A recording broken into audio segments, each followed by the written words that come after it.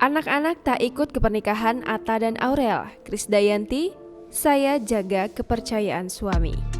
Kehadiran penyanyi Krisdayanti di pernikahan YouTuber Atta Halilintar dan Aurel Hermansyah pada Sabtu 3 April 2021 tak lepas dari sorotan publik.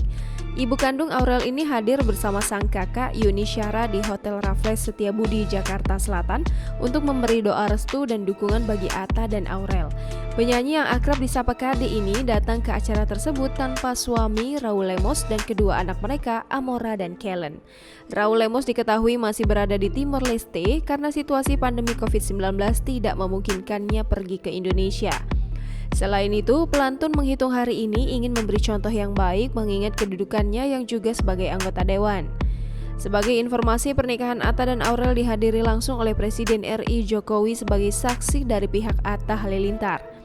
Tak hanya Presiden Jokowi, pesta pernikahan yang digelar di Hotel Raffles ini juga dihadiri oleh Menteri Pertahanan Prabowo Subianto, Ketua MPR RI Bambang Susatyo, serta berbagai tokoh penting dan pesohor tanah air lainnya.